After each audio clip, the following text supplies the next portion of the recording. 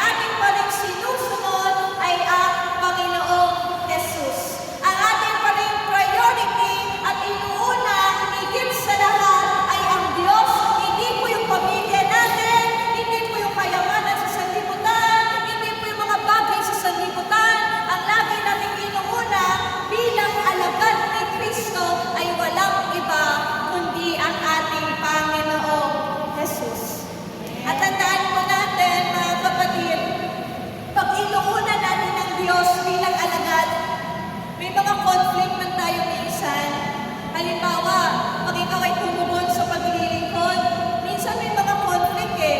May trabaho ka, pinapatawag ka sa gawain, ano, may babantayan kang bahay, may babantayan kang apo, pinapatawag ka sa gawain. Yung asawa mo naman, ayaw kang umalis, pero pinapatawag ka sa gawain. Anong dapat uunahin doon? Hello? Ang tunay na alagad, dapat inuuna pa rin ang gawain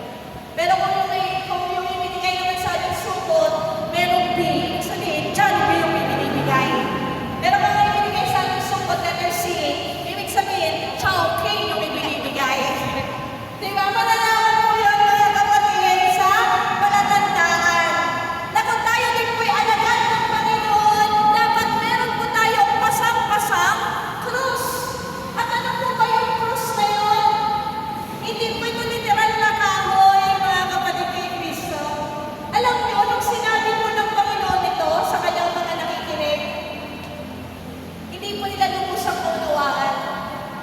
During that time, maraming tao sumusunod kay Kristo. Maraming tao gusto maging alagad ni Kristo.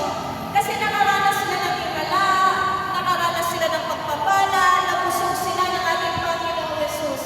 Pero alam niyo yung mga taong yun, nung sinabi ng Panginoon, hindi pwedeng maging alagad ko o tagasunod ko ang sino mang hindi magpasa ng krus. Yung mga taong yun, ang iba sa kanila, nag-backslide. Ang iba sa kanila, umalis. Yung iba sa kanila, lumayo. Yung iba sa kanila, hindi na sumunod. Kasi during that time, pag sinabi kong pasanin ang krus, mga kapatid, ibig sabihin nun, kailangan mo magpapako at mamatay sa krus dahil sa iyong ginawang kasalanan. Ang krus po ay punishment na pinaparusahan at pinamatay sa krus, mga kapatid, yung mga taong nagkasala. Kaya ayaw ng mga tao yun.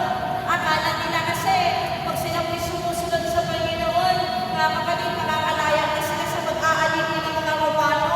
Pero sabi nila, parang mabigat na pananalita to. Gusto ng Panginoon na pag sumusunod tayo sa Kanya, kailangan tayong maparusahan. Hello? Kailangan natin mamatay para sa parusa. Pero alam niyo mga kapatid, yung kahulugan ng krus ay nagbago nung niyakap ng Panginoong Jesus ang krus. Sapagkat si Jesus ay walang kasalanan, pero niyakap niya pa rin ang krus.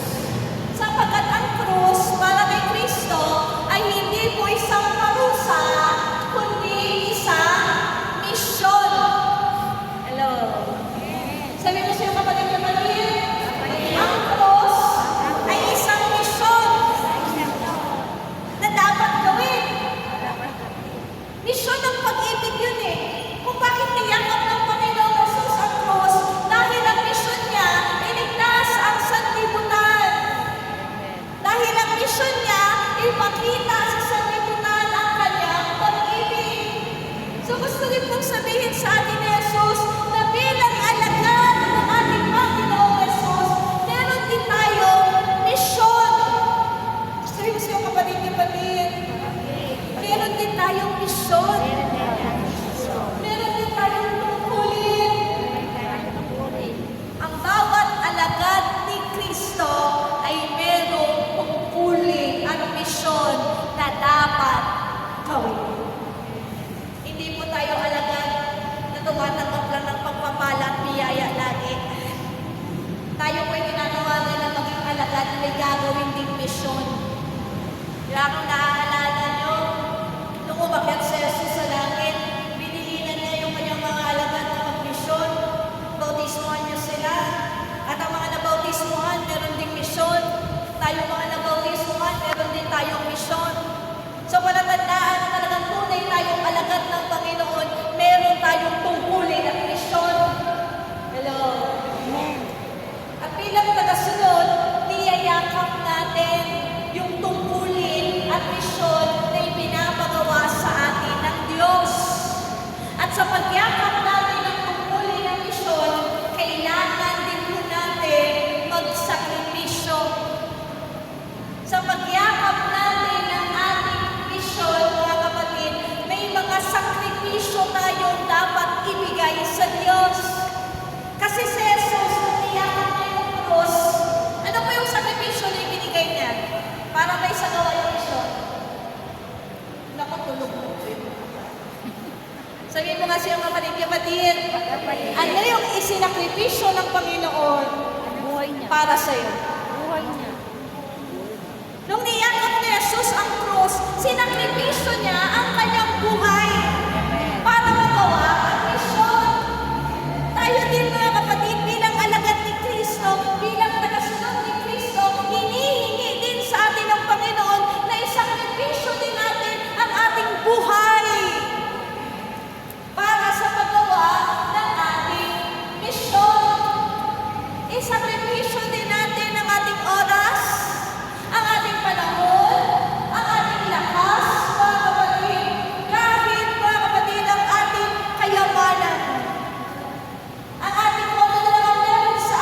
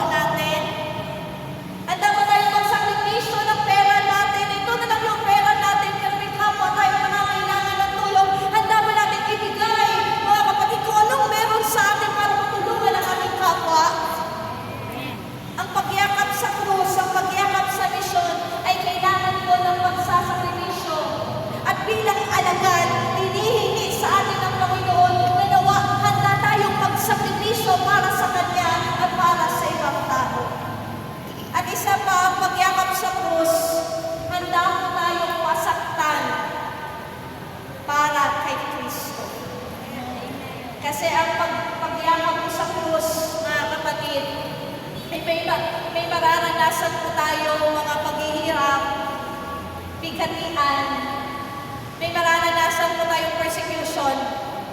Na kung ano po yung nararanasan ng Panginoong Jesus papunta doon sa daan ng Kalbaryo, ganun din po yung mararanasan natin pag tayo po yung mayakap sa ating misyon. Hello. Makakaranas din po tayo ng suffering and pain. Pero mga kapatid, ang tunay na alagad, handang masaktan para kay Kristo. Amen. Amen. Harinawa kaya po natin ibigay yun. Harinawa kahit may mga pagsubok, may mga problema, may mga sakit, may mga persecution tayo pinagdaraanan. Harinawa kahit may mga sakripisyong hinihingi sa atin. Patuloy natin yakapin ang ating krus. Huwag nating pitawan.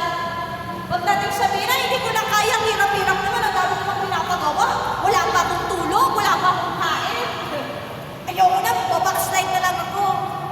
Sa pagkatandaan po natin, hanggang buhat po natin ang krus na yan, tayo po ay ligtas. Hanggang niyayakap po natin ang krus na yan, mga kapatid, ito po'y daan tungo sa kaharian ni Yahweh El Shaddai. Naalala ko nga may mga video ko napanood sa YouTube o sa Facebook, na bawat isa sa atin may mga krus. Pero yung iba yung krus nila, mga kapatid, nilalagarin nila, tinatanggal nila, inaalis nila, pinapaliit nila, yung mga suffering, yung mga sakripisyo nila, ayaw nilang magsakripisyo, ayaw nilang magbigay, ayaw nilang maghirap, gusto nila masaya lang sila lagi. Sa dulo wala, hindi pala nila alam, mga kapatid, na merong malaking bangin. Na ang dulo ng bangin na yun, mga kapatid, ay ang kaharian ng Diyos. Pero bago ka makatawid sa bangin na yun, kailangan, bago ka makapunta sa kaharian ng Diyos, kailangan mo munang tumawid sa bangin. At alam niyo yung mga nakakatawid lang sa bangin, yung may mga pasang-pasang krus na kompleto pa. Pero yung mga tao gusto lang ng hayahay sa buhay, ayaw magsakripisyo, ayaw maghirap, hindi po sila nakatawid doon sa kaharian ng Diyos. Kaya halinawa mga kapatid, habang tayo ay nabubuhay na sumusunod kay Kristo at naglilingkod kay Kristo, handa tayong masaktan at handa tayong magsakripisyo para lang sa paglilingkod at sa pagyakap ng ating misyon at tungkulin kay Yahweh El Shaddai. Amen. And finally, mga kapatid, bilang isang alagad, hinihingi po sa atin ng Panginoon na talikuran natin. May mga bagay tayo na kailangan talikuran. Talikuran natin ang lahat ng nasa atin. Basahin po natin ha. Sabi po dito, verse 23. Kaya di naman, hindi maaaring maging alagad po sino man kung hindi natatalikdan ang lahat sa kanyang buhay. Hindi po tayo makakasunod at hindi tayo matatawag na tunay na alagad ng Panginoon kung ang naghahari pa din sa atin ang sarili nating kagustuhan, sarili nating kalooban, sarili nating desisyon, mga kapatid. Kaya bilang alagad, kailangan ng self-denial. Kakalimutan ng sariling gusto, kakalimutan ng sariling kalooban para lang makasunod sa gusto at kalooban ni Yahweh El Shaddai. Kakalimutan natin kung sino tayo, mga kapatid, para tayo mo'y maging tunay na alagad ni Kristo. Alam niyo, meron nga isang kwento na totoo dyan. Merong isang tao na talagang napatunayan ko, mga kapatid, na talagang siya'y alagad na kinakalimutan ang kanyang sarili. Actually, preacher siya ng Cavite. Kilala niyo po yun. Hindi ko nasasabihin yung pangalan kasi baka sabihin niya, chinichismis ko siya sa inyo. Preacher po siya ng Cavite. Yung preacher na yun, mga kapatid, pagdating sa amin, sumusunod yan. Naglilingkod sa gawain. Pag pinabuhat ang buwan, magbubuhat. Or may sinasabi ng ministry, ginagawa. Pero alam mo yung preacher na yun, yung trabaho niya pala dati, kasi resign na siya ngayon. Siya po ay head of engineering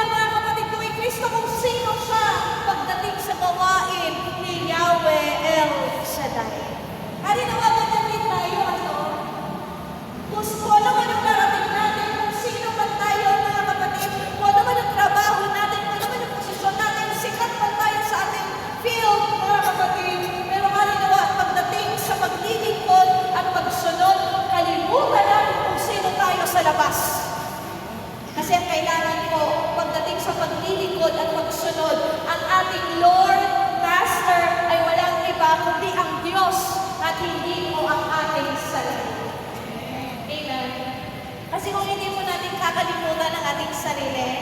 Maniwala po kayo, hindi po tayo makakasunod. Kung hindi po natin kakalimutan kung sino tayo, kung lagi natin inaalala, manager ako sa bangko bakit mo ko uutusan? Direktor ako sa aking opisina, bakit ako susunod sa gawain? Bakit kailangan ko magwalis o ako naman ay boss sa opisina? Kung hindi po natin kakalimutan yung sarili natin, hindi po talaga tayo makakapaglingkod sa Diyos.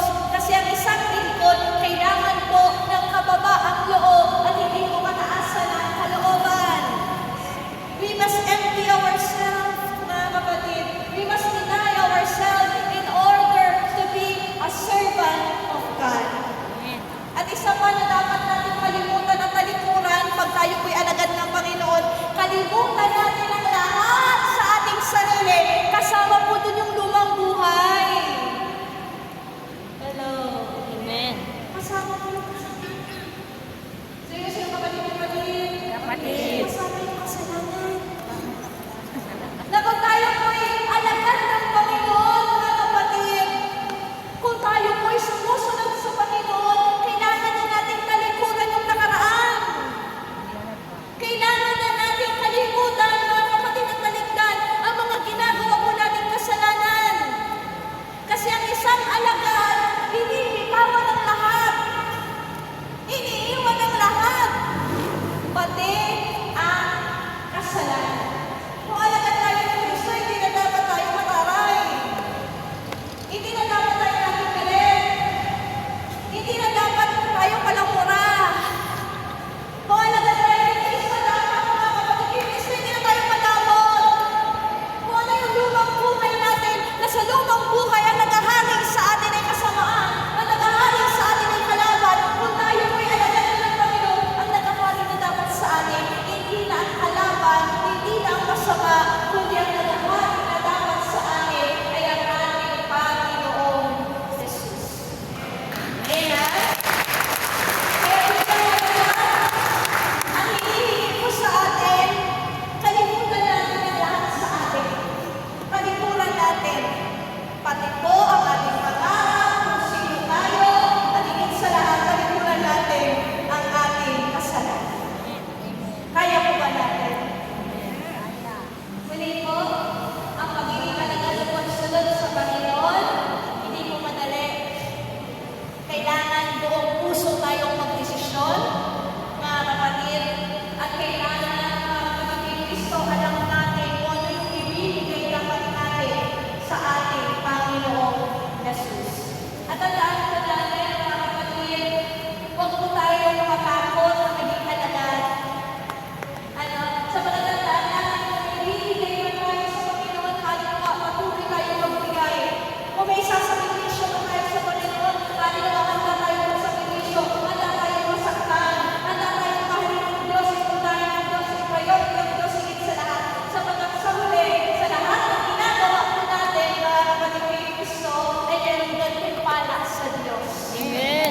Sa huli, hindi po masasayang ang lahat ng ating ginagawang paglilingkod at pagsunod kay Yahweh El Shaddai. Sabi nga sa mga salita, our labor is not in vain.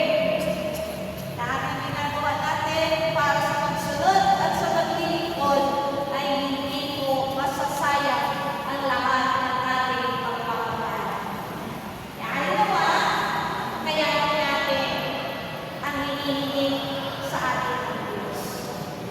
Atin ba, ibigay natin ang hinihingi sa atin ng Diyos.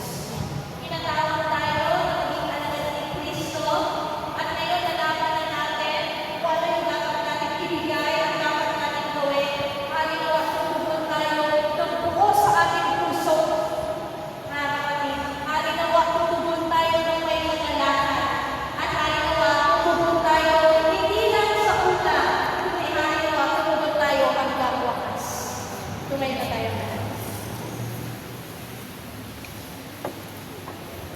Pigit natin ang ating mga mata. Lagay natin ang ating mga kamay sa ating mga puso. Kapatid, sa oras na ito, bilang alagad, bilang tagasunod